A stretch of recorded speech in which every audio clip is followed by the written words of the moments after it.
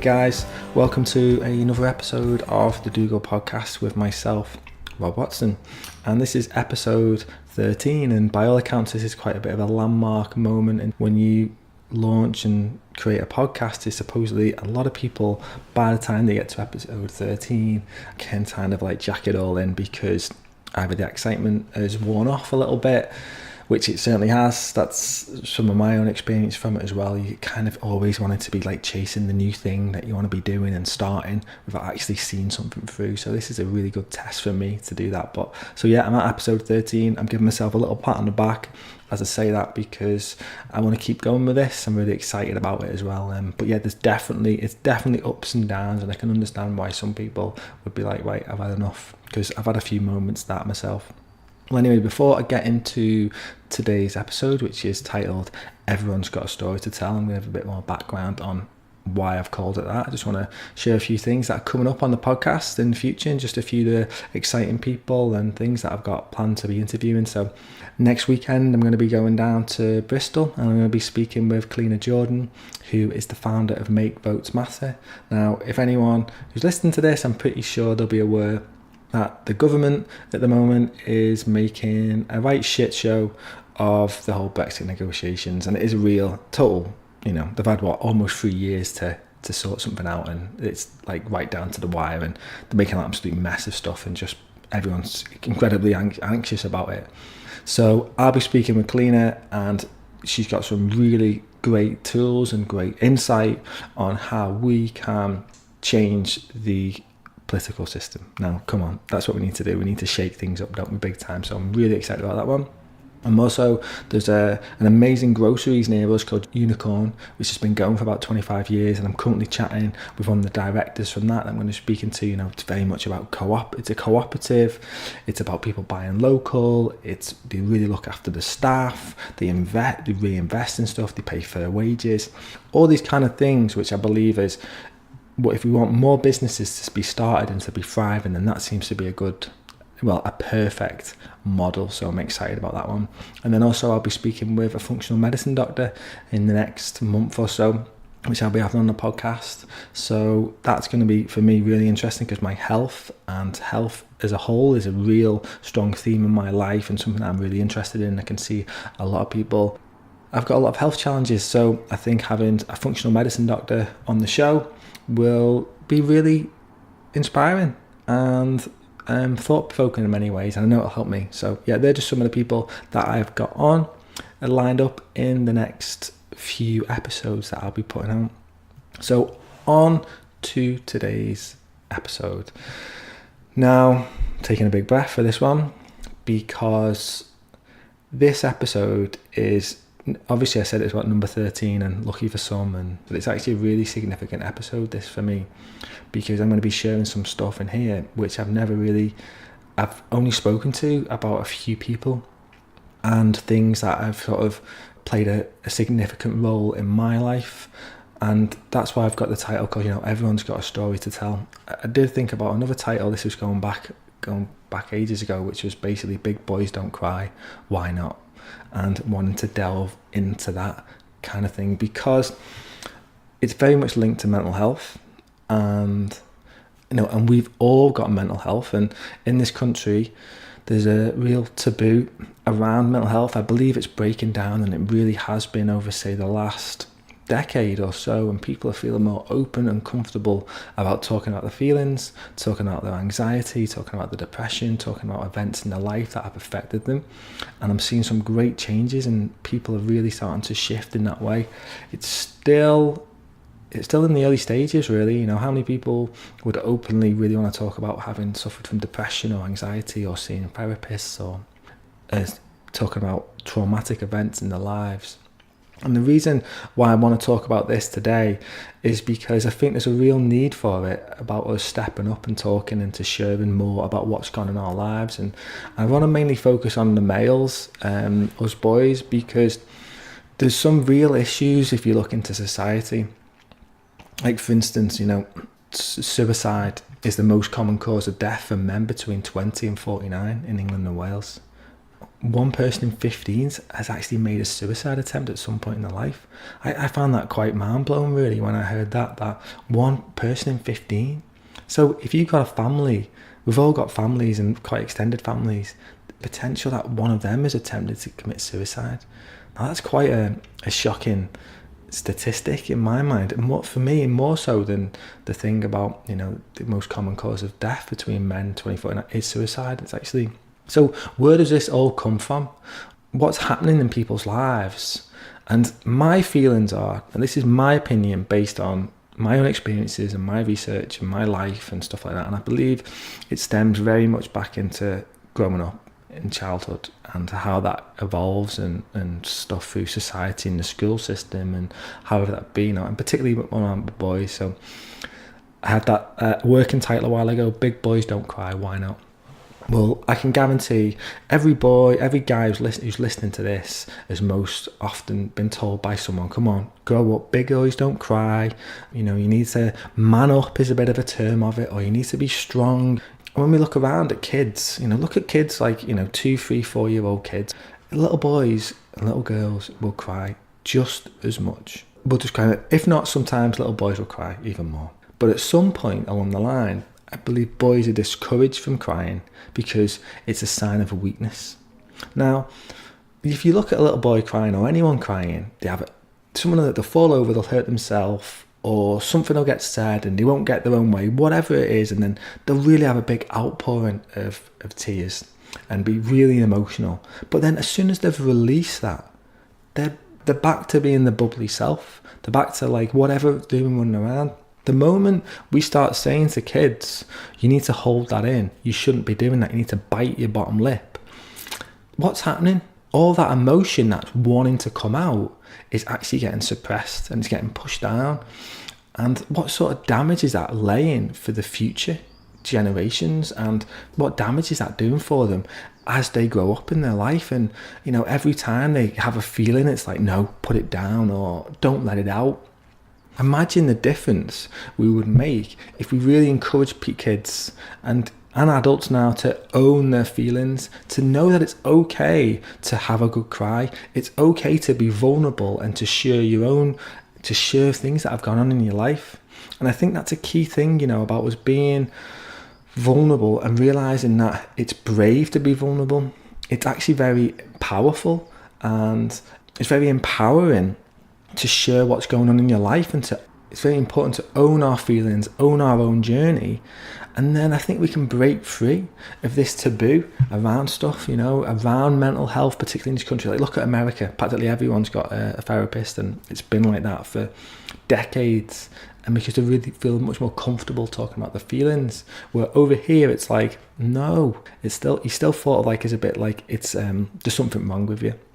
The people in the white coats are going to come and get you, which is something that you can often hear. I think people have that fear that, and maybe it goes way back to thinking you hear about stuff that people would have like lobotomies and all these things and the nuts. And, I think there's a lot of fear around that about people judging you or thinking that that's what's wrong with you.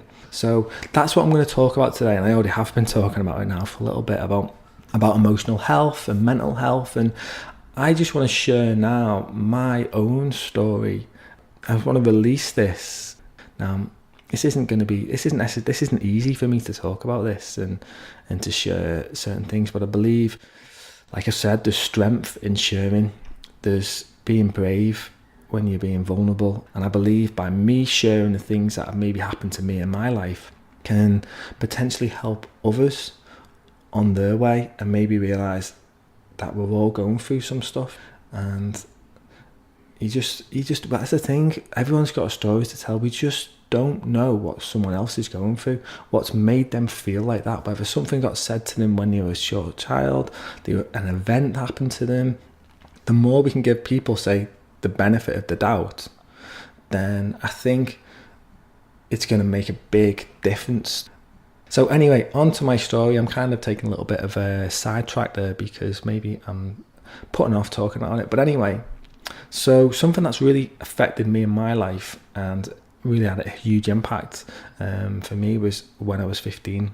So when I was 15, and when I was 15 and when we were on a family holiday, I was very fortunate growing up. We would each summer, me, my parents and all my cousins and auntie and uncles would go off somewhere on holiday, and there's some of like, you know, my happiest memories of growing up. It was a great time for us to be together. We'd go to a different country and we'd play and explore, and you know, all them things that you want to do, that you have happy memories as a kid to go through, and I really used to excite and enjoy them. Well, we went on one holiday.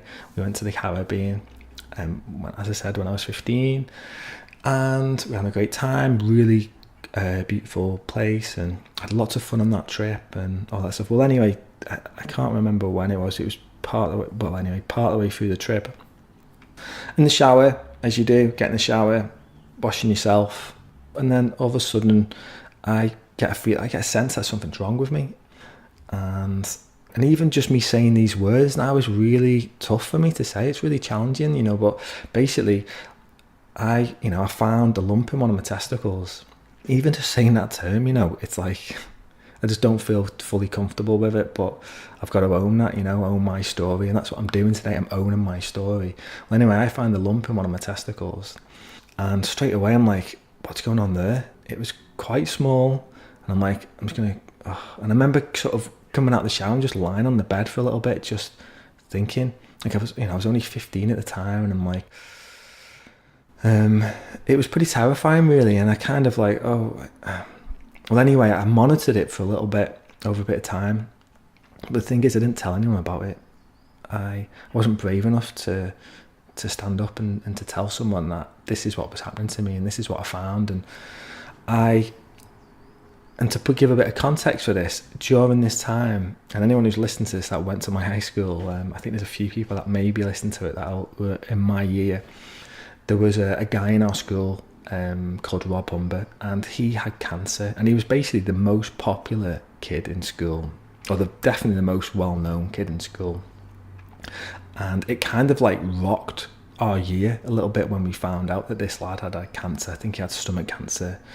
I think it was that. And anyway, it kind of went away, and then it spread and it came back, and he eventually died from it.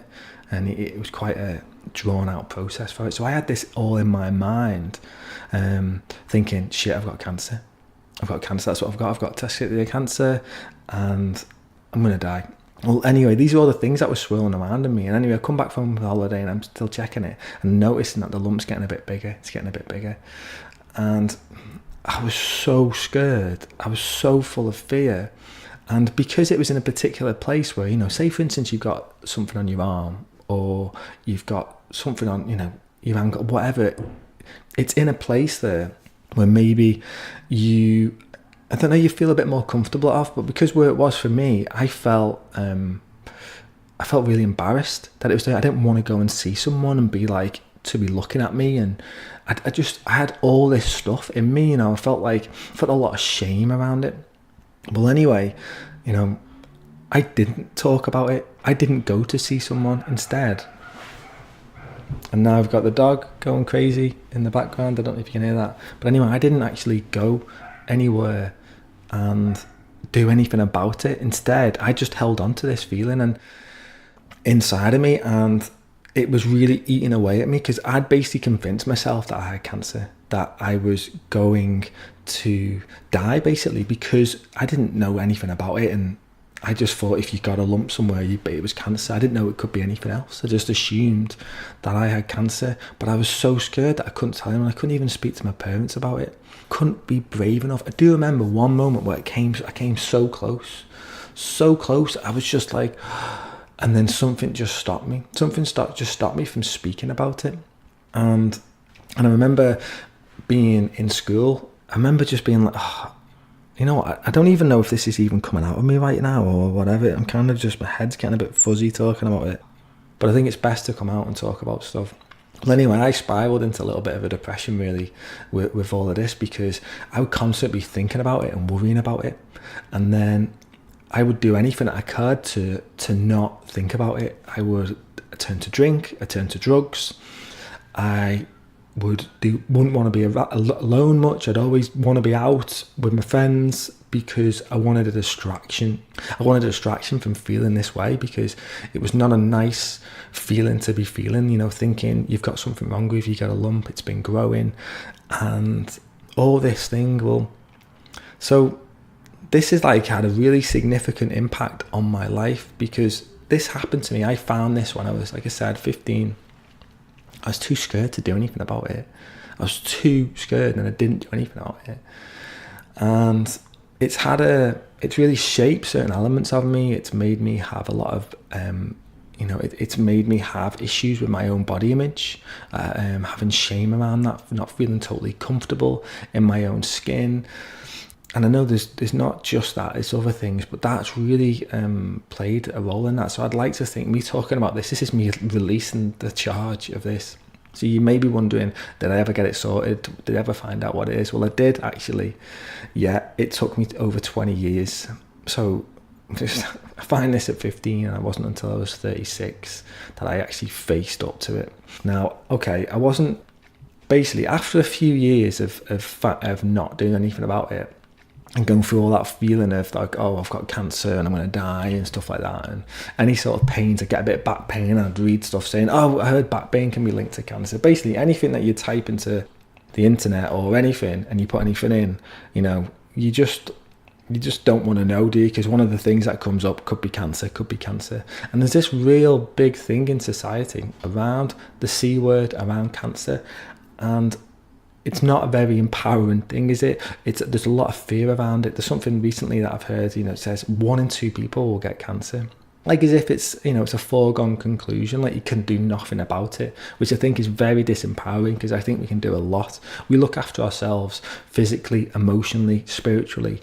We are not going to be a 1 in 2 chance. It's not even going to be a 1 in 10 chance. We're going to release that from us, so that isn't going to be the case. We don't have to. It doesn't have to be the toss of a coin for us to get cancer. I do not believe that in any way, shape, or any way at all.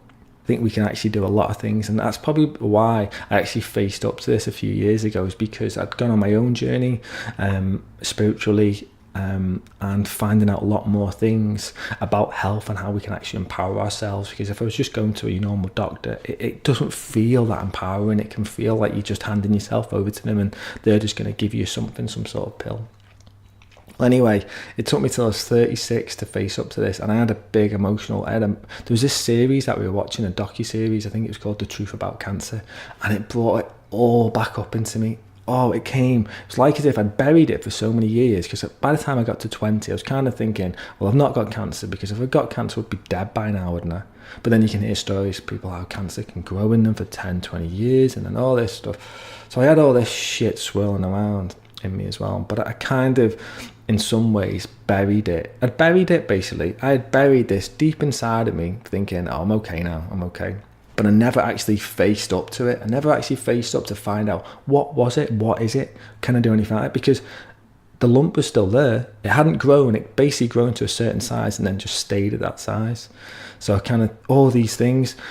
So anyway, I have this big emotional breakdown in a way. It just came all up into me, and I finally kind of just couldn't do it anymore. And I said I was watching this docu-series, and it was about a week after that. And I remember the morning now, it was a Thursday morning. And one thing or another, it led to one thing or another, and I was in our back bedroom, and Ruth was there with me, and it just came out of me. It literally just came out of me. I just was overcome with emotion. Like, I can feel it now. I literally had just like tears coming out of me. I was uncontrollable for a bit, and I just poured it out, and I told Ruth what was happening and what was wrong with me. And you know what? This is the most amazing thing that you can ever have, is have someone that can be there for you and that will listen to you, and you feel like you can be vulnerable, and they're not going to shame you. They're not going to make you feel bad. And I'm actually getting a little choked now talking about it, because it's really important to have people in our lives who we feel like we can talk to. It's one of the most empowering, supportive, loving things that we can do, to feel like you can be with someone and you can share what's going on in your life, and the things that you can hold on to. Because I know growing up, with my school friends or being and stuff, it was kind of not okay to talk about how you're feeling. It was not okay to say that there was something wrong with you. You had to sort of like stay strong, and you had to like all that bollocks, you know, all that macho man stuff about, you know, hold it all in, be strong, you've got to fight. You know, all this stuff is just like nonsense. So anyway, I finally had this thing with Ruth, you know. I finally let it out, and she was amazing, and she was just like so supportive. And then this is how quickly things moved after that. It must have been around 10, 11 o'clock in the morning when this happened. Within half an hour, I'm on the phone to the doctors. I'm saying I need an appointment, and I'm asking what it is, and I tell the guy over the phone, this is what it is. He's like, right, you need to come in. I think it's really serious, and we can't wait for this for a few weeks. So he got me an appointment a few hours later. I went down there, see a GP. She checks me out, and she's like, I don't know what it is. I'm gonna have to send you for a scan. And all this in the space of a day. So for me, not really talking about it for 21 years, and then in the space of a few hours, I was able to open up about it, have a massive release, and arrange an appointment, and then arrange a scan, all in the space of one day. So what happened with the scan is, I could have gone, they were saying, no, you want to go through it was going to take weeks to go through the NHS. So I actually chose to go private. I managed to turn it around in a week, and that week in the lead up to it, I must admit, that was a really challenging time, and not just for me but for Ruth, because all of a sudden I'd like told her about this thing that I hadn't really, something I'd kept locked inside of me and not told anyone like this before. I hadn't told anyone to this level. It came up a couple of times in my life, but not to the level where I was truly ready to do something about it. And it was a challenging time for Ruth as well, because she would have been thinking, well, what's going on? Is there something wrong with him? And has he got cancer? And all the things. And for me, I was like, I kind of like really slowed down that week in the lead up to it, just like putting one foot in front of the other. But I really felt inside me, there was something that was really deep inside me that was saying to me that I'm okay, that I've got this, that I'm going to make it. And this is the making of me. It's not something that's going to not, you know, destroy me. It's actually, no, it's really empowering, and I can really release this, and I can own this. So anyway, I go for the scan. I remember being very nervous, and anyway, you go in there, and I'm on my own, and the doctor, GP's there, and he, they give me an ultrasound. They do it, they check it, and I just heard them words come out of him. He says, you're okay, it's nothing to worry about. It's a cyst. And the weight of relief that came over me to realise that it's nothing to worry about, that I'm okay, it was such a relief. I was like, thank God. And I was like, thank you to the doctor. Thank you so much. These doctors didn't know that I'd had this for 21 years. I kind of just said I've had it for a while because, well, didn't want to anyway. And I went out, told Ruth, and it was a big relief and massive relief for us. And there was a part of me, I'm not going to lie, there's been certain times where I'd be like thinking, I could have saved myself 21 years of pain here. 21 years of discomfort, 21 years of depression in some ways, because that's what it led to in some ways, because I was constantly worrying about it and thinking about it. I heard something a while ago that depression is when you worry about the past and anxiety is when you worry about the future. Well, I was definitely worrying about the past, about this event that had happened to me. So anyway, I faced it after 21 years, and I was able to be brave enough. I was able to finally be brave enough, something that I couldn't do when I was younger. And I'm not blaming my younger self. This is the path that I've chosen. This is the path that I'm going on. That's why I'm owning my journey. I'm going to say it was meant to be like this. It was meant to take 21 years. And the thing is, I'm glad that I just did it when I did, because I could still be sat here now and not told anyone about it and think that my life's going on okay. But actually, it wasn't. It was underneath the surface. It's like a splinter. I think anytime things happen to us in our lives, they can go in like a splinter, and either they can be on the surface or they can go in, And this was a big fucking splinter in me. That's the first time I've really swore on this podcast, but it was.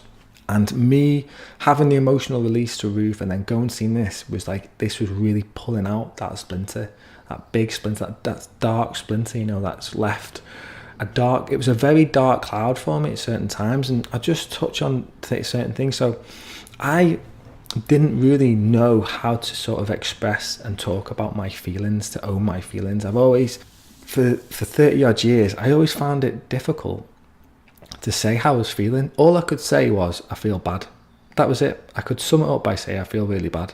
But I couldn't really talk about saying I'm worrying about this, or I feel anxious, or I feel upset, or I'm concerned. I couldn't own my feelings. I couldn't define what it was that I was feeling, that I was hurt or embarrassed. And I couldn't do it because it would just become this cloud that I ignored and I buried. And I go through my teenage years, like I said, I would turn to drink and drugs.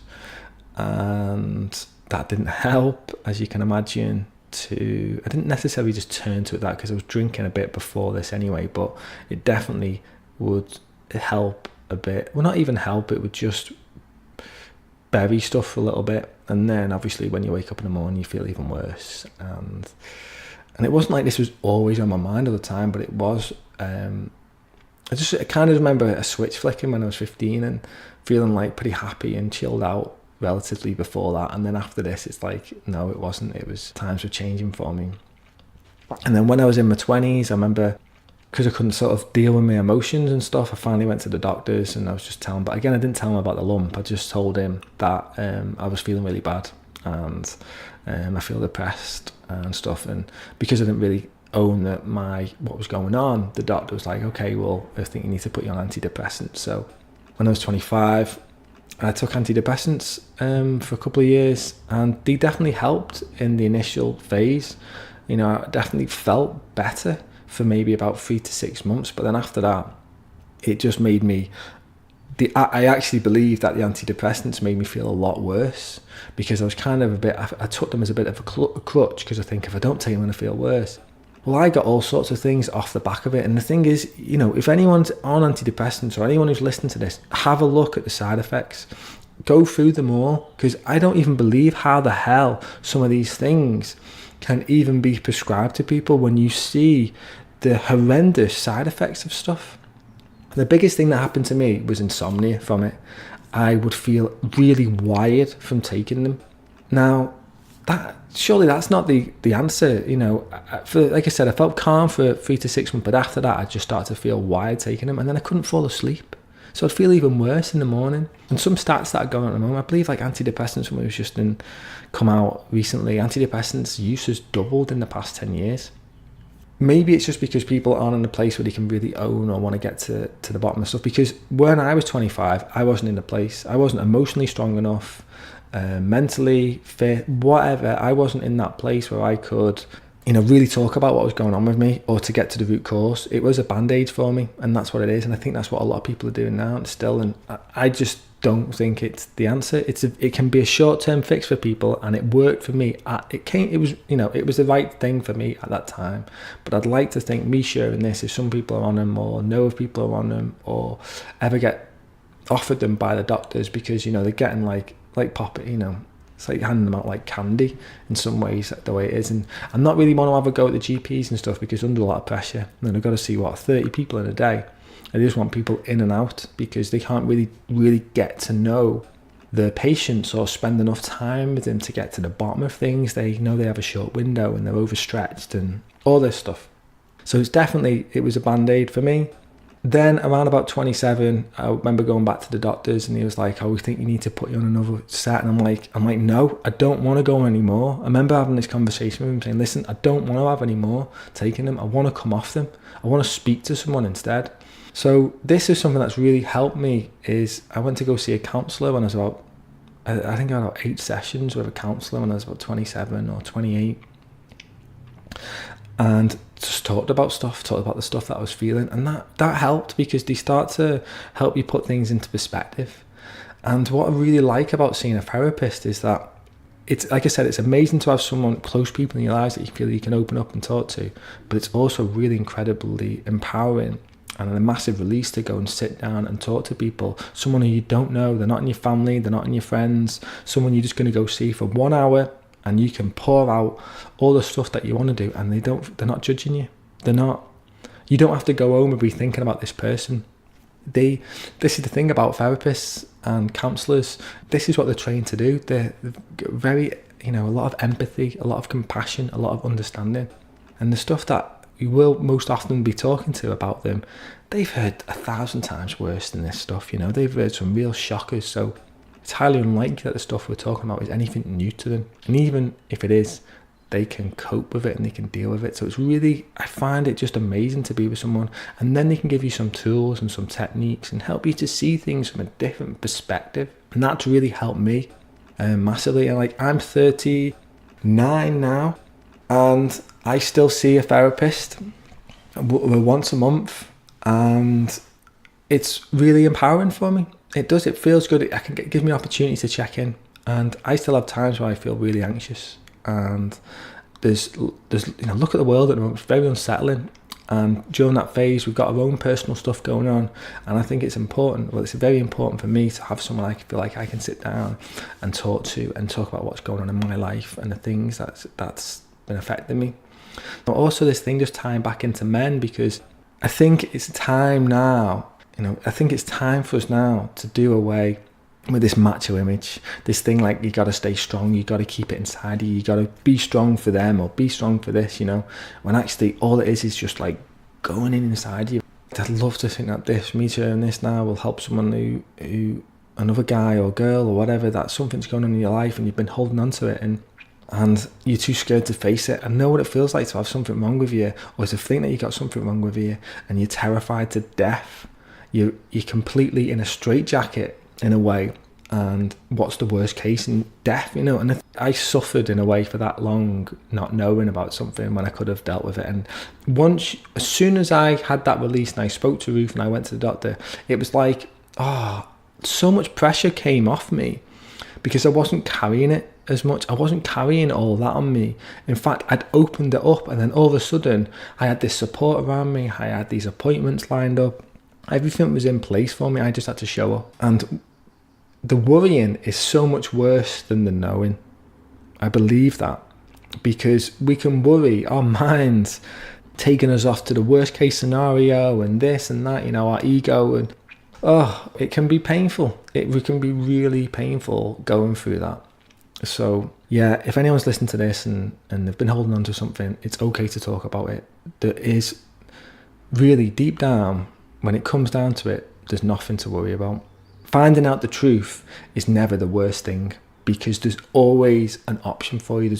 So that is basically my story about, I think everyone's got a story to tell. We all have. And when we realise that you just don't know what other people have been going through and what's been affecting them and why they may be feeling like that, I think, well, I'm not going to wrap it up just yet. I have another kind of thing. So last year, this is how I'd like to think I've really changed in a lot of ways. That's really helped me. So it took me 21 years to face up to this lump. After that, last year when I was 38, I went to the toilet and I got blood in my urine. I was going, and it happened. I was like, oh my God, that's not good. And then it happened again and again, all in the space of about an hour. And I'm like, I gotta do something about this. And because I felt like I had someone who I could trust, who I could speak to, I went straight, I was like, within 20 minutes, I was like, to Ruth, I was like, I've got blood in my urine and weeing blood. Where it took me 20 years to face it last time, this time it took me 20 minutes to face up to it. And that's the thing, that was the biggest things that's helped me. One of the greatest things I can see the effect that it's had onto me now is, like, whatever it is that's up with me, I know I can face it, because I faced that thing of me that had held me down for so long, because I knew I could face that. And I did face that. I'm like, well, I can face anything. So this, and because that turned out okay, I'm like, I can face this as well. So within 20 minutes, I told Ruth, on the phone to the doctors, same thing, right? You need to come in if you've got blood. Straight there, GP looks at it. Yeah, I can see blood. And that all got turned around. And then within a week or so, I went for all these scans, and I had to have cameras inside of me and x-rays and all this kind of stuff. Anyway, it turned out to be totally fine. But the reason why I'm sharing that story now is because I could have stuck with that. I could have been like, oh, I've got blood, and not done anything about it, and go, I'll see how it is tomorrow, and maybe it'll go away. And it would have gone away in my case for what it was. Yeah, I would have always had that feeling. What's wrong? What is it? Is it something I've got to worry about? And then that could have been another thing that's just layered on stuff. And it's like, oh, in fact, I faced it. I faced it within 20 minutes. So there's just my little 2 stories. And everyone, like I said, everyone's got a story to tell. And the more that we can let our men and boys growing up, that it's okay to talk about your feelings, that they can own it, and it's not something to be embarrassed about. It's not something to be shamed. It's not something to feel weak about. In fact, it's powerful. If you can be vulnerable, if you can speak up and say how you're feeling, what's going on, it is so important. Because look at us, look at the mess that's going in society. And look at the amount of people that are homeless. And most of them, like I said, most of them is men, and suicides is so high in men. Now, I'm just going to stick my neck out on the line here and say, my feelings is that if they were able to talk about what was going on in their life, if they'd have people there that they could help them and support them and let them know it's okay to talk about stuff, I think it's unlikely then that people would turn to drink and turn to drugs and turn to other destructive behaviours, whatever they are, whether it's gambling or whatever, just to numb the pain, because that's a lot of the time people are walking around in pain. And who can't be in this world at the moment and be in some sort of pain? So it's not about numbing stuff anymore. It's about facing it. It's about opening up, and it's about sharing what's really going on. And by us sharing, it can help other people feel like it's okay for me to share now. It's okay for me to face some of the stuff, and I'm not alone. That's the thing. That's one thing that's really helped me seeing a therapist, is realizing that I'm not alone. Some of the stuff that's going on in my lives, because sometimes this is the thing, like, I think how it is because we're told that we need to be strong and all this stuff. So any sign of things coming up with us is thought of as if it's a weakness and there's something wrong with us. And then we can start thinking, well, this is only happening to me. It's only me that has these thoughts. It's only me that has this stuff going wrong with me. If I tell someone, they're going to lock me up, or they're going to really shame me because no one else feels like this. But you know what? We all feel like this. This is part of the human experience, We all struggle at times with our emotions. We've all got challenges. Every single person alive right now has got their own set of challenges. Whether they're homeless or they're a billionaire, they've still got to deal with the mind.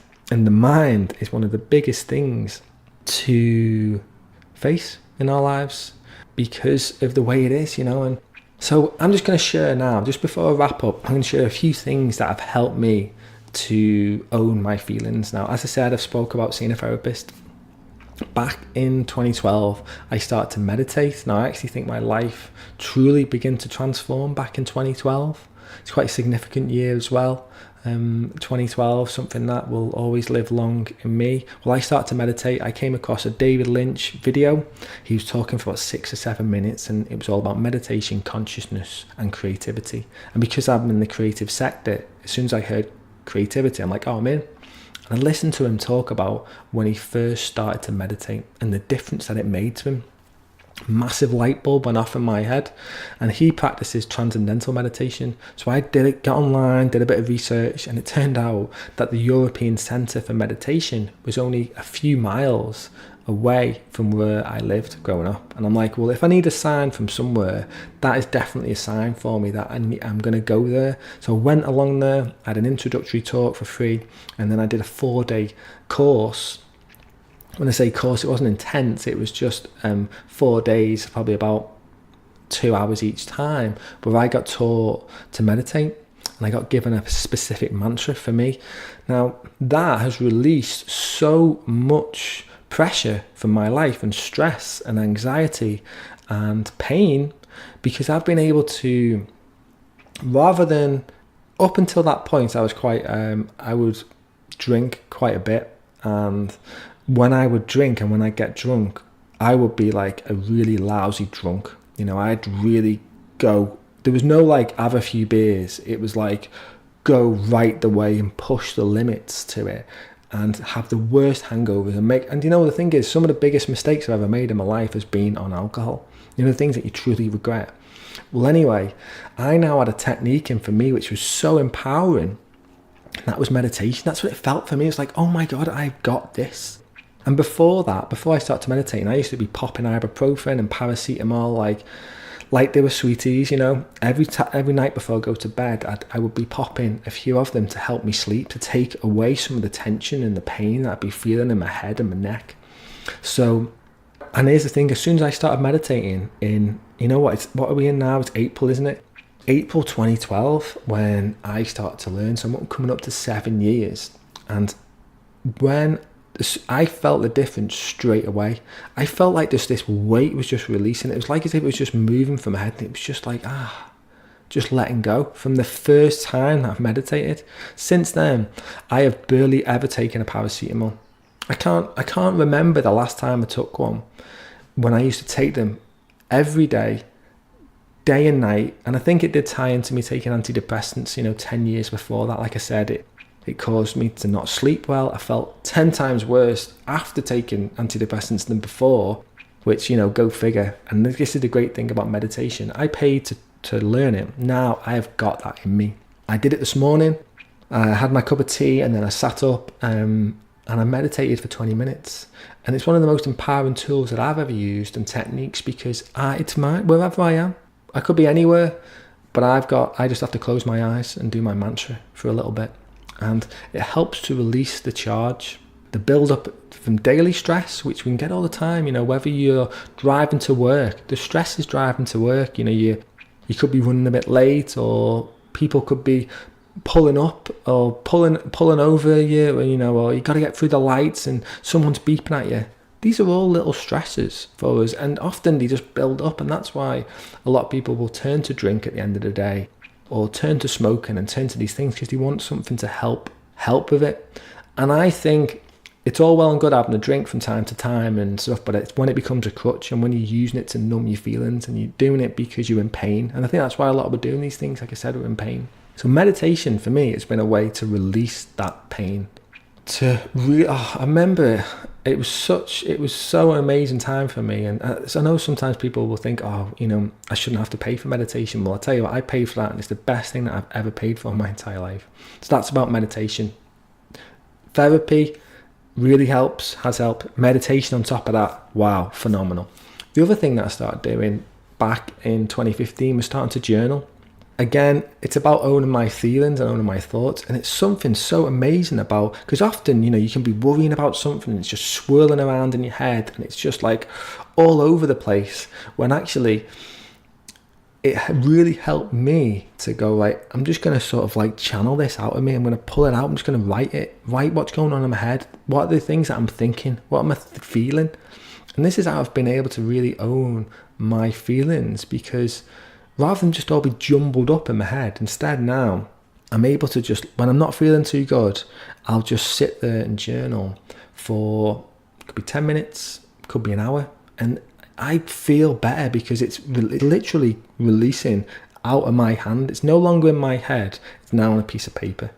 And also you can read back of it and it just gives you greater perspective about it. And you might be having a bad day sometimes and journal, but then you can realise that, well, actually bad days are often, good days can come after that as well. So you can kind of have much more perspective, because sometimes if you're feeling down, you can feel like, this is never going to go away, I'm always going to feel like that. But by me journaling, it gives me greater perspective to realise that's not the case, and that the good days are coming back. And that's what life's all about. It's ups and downs. It's never going to be all the way up. It's never going to be like you're on top of things. You're going to experience that. But I think what helps me, because now I'm able to realise that the good days come and go and the bad days come and go, I don't feel as attached to them as I used to. And when I don't feel as attached, they're able to not affect me as much, because I can kind of shift my mindset towards it. And then also something that someone told me this, I've had quite a few different sessions, talk about seeing a therapist, but also I would go and have Reiki and acupuncture and all these things, which have really helped me. But I remember having a Reiki teacher that she said, if you get everything on your mind, write it down and then burn it, throw it in the fire. And I did it a couple of times, but more recently we've got a fire pit out in our back, which I've been using. Well, what I've been really helping is I've got something inside of me that, it could be a negative belief, it could be an emotion, it could be about event, it could be something that's happened to you yesterday, whatever. I was just like writing it down. I can't remember what it is, and this could be a good thing that I can't remember what it is. And then you see it, and then rip the piece of paper out of your journal. I'd go outside, and then I'd light it, and I'd just drop it into the fire pit, and just seeing it go up in flames and seeing it just sort of fade away, transmute. And there's something really, for me, it's an incredible symbol. When you think like, one, it's in your head, it's affecting you, it's all jumbled up. You get that out of you, it comes out of your arm onto the paper, you write that down, so it's come out of you, it's now on the paper, it's still there because it's on the paper, but it's outside of you. And then what's the ultimate thing you can do? Go and burn it. It disappears. I love that. Now, it doesn't mean that necessarily that is gonna have a huge, it's over then because of that. But what I do fully believe 100% is that it helps to release the charge. So rather than say it's affecting, it's at 100%, or say it's, rather than say it's 100%, say it's a 9 out of 10 affecting it, you can release it down to a 7 out of 10 or a 6. But then you might continue to do it, and he continues to do it, and each time you continue to do it, I think it helps to release the charge of something. So, and then here's the last one that I want to talk about, which is maybe a little bit embarrassing because I'm a guy, and I have to be fit and strong, and I can't show my emotions. I would find it challenging. When I was a little kid, I would have cried a lot, and like all little kids cry a lot. Well, I would find it really challenging to cry. I'd feel embarrassed if I cry. If you go and watch a film and it's a bit choky and you get a little bit, I'd just be putting one hand up to sort of like cover my eyes, or or just turn away a little bit so whoever was next to me couldn't see that I was choking up a bit, because I'd feel embarrassed around it. I'd feel shame. I'd feel like I wasn't allowed to be like this. Well, anyway, there's this film called Hatchie. So I don't know if anyone's heard of it. It's called Hatchie, A Dog's Tale. And I'm telling you, it's got Richard Gere, and oh my God, is this a choker. If you love animals or any sort of a connection with dogs or anything, this is going to get you. So I'm not going to give it away, but if you've not watched it, but you can probably get the gist of it, of why it'd be so emotional. Well, anyway, Ruth was out for the day or for the weekend. I can't remember. And I was just had this feeling in me like, I'm going to sit down and watch Hatchie. And one of our cats was with me, Kingsley, and he was just with me. And I watched Hatchie, right? And oh my God, I have never cried as much as I did then in a long time. It was literally like pouring out of every hole. Like, it was coming down my eyes, it was coming out my nose, it was coming out my mouth. I had such a phenomenal release. Oh, that's the thing I think we could all do with having a bloody good cry, more rather than, it turned into rage or suppressing these emotions. Let them tears out and let them flow. And God, did I feel great after that. I really did. I felt amazing. And like I touched on right at the beginning about if a little boy's been crying and all of a sudden they're screaming about something and tears are flowing, after it they're back to being themselves. I felt like I was back to being myself after it. I just felt this release, this weight from me, this from every part, every fibre of my being had a release. So that's really helped me. So they're just some of the things that I've that's my story, that's my mental health story. And I'd love to think that this could help some people on their own journey. And if you think that this helps someone or anyone please share it with them. Let them know that it's okay to have these emotions, to have this pain inside them, and there is a way out of it, that you can find tools and techniques and people around you to really support you. There you go. That's my story. Remember, everyone else has got their own story to tell, and you can own your story. And don't think that no one won't want to hear it as well, because there's been times when I've been talking in this or thinking about, like, oh, who wants to hear this? Well, you know what?